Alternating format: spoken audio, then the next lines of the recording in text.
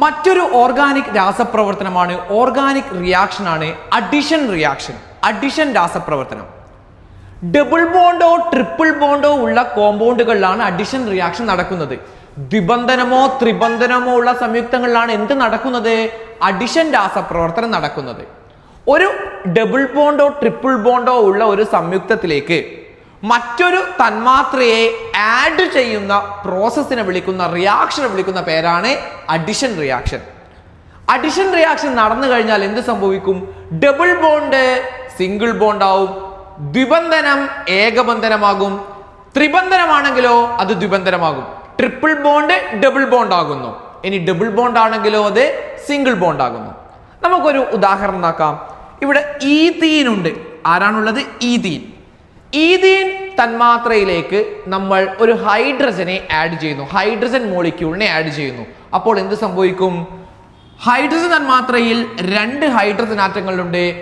Double ബോണ്ടിന്റെ 2 സൈഡിലുമുള്ള കാർബണുകളിലേക്ക് ഓരോ ഹൈഡ്രജൻ വീതം പോകും. അപ്പൊ നമുക്ക് എന്ത് കിട്ടും? CH3 single bond CH3. അതായത് ഡബിൾ ബോണ്ട് എന്തായി മാറും? അവിടെ ഏകബന്ധനം സിംഗിൾ ബോണ്ടായി മാറും. ഈഥീൻ ഈഥൈനായി മാറും. ഈ റിയാക്ഷൻ നടക്കുന്നത് നിക്കൽ, പലേഡിയം, പ്ലാറ്റിനം പോലുള്ള കാറ്റലിസ്റ്റിന്റെ സാന്നിധ്യത്തിലാണ്. Nickel, palladium, platinum. ഒരു ഓർഗാനിക് രാസപ്രവർത്തനം തന്നു കഴിഞ്ഞാൽ നിങ്ങൾ എങ്ങനെയാണ് അതൊരു അഡിഷൻ രാസപ്രവർത്തനം അല്ലെങ്കിൽ അഡിഷൻ റിയാക്ഷൻ ആണെന്ന് മനസ്സിലാക്കുക?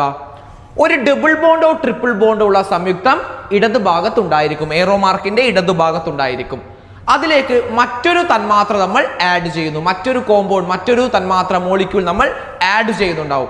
ഡബിൾ ബോണ്ടോ ട്രിപ്പിൾ ബോണ്ടോ ഉള്ള സംയുക്തത്തിലേക്ക് മറ്റൊരു തന്മാത്ര നമ്മൾ ആഡ് ചെയ്യുന്നുണ്ടാവും. ഇനി അവിടെ നമുക്ക് കിട്ടുന്ന ഉൽപ്പന്നം എത്രയുണ്ടാവും? ഒരേ ഒരു ഉൽപ്പന്നം മാത്രമേ ഉണ്ടാവും.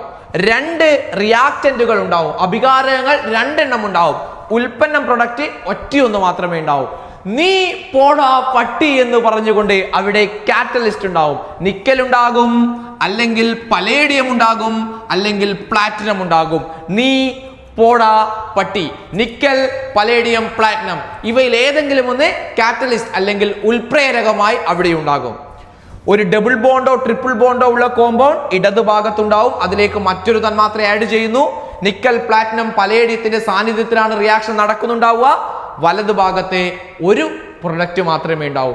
ഡബിൾ ബോണ്ട് ആണെങ്കിൽ അത് സിംഗിൾ ബോണ്ട് കോമ്പൗണ്ട് ആയിട്ട് മാറിയിട്ടുണ്ടാകും, ഏകബന്ധനമുള്ള കോമ്പൗണ്ടായി മാറിയിട്ടുണ്ടാകും. ഇനി ട്രിപ്പിൾ ബോണ്ട് ആണെങ്കിലോ അത് ദ്വിബന്ധനമുള്ളത് ഡബിൾ ബോണ്ടുള്ള കോമ്പൗണ്ടായി മാറിയിട്ടുണ്ടാവും. ഇത്തരത്തിൽ നമുക്ക് അഡിഷൻ രാസപ്രവർത്തനം എളുപ്പത്തിൽ മനസ്സിലാക്കാൻ സാധിക്കും.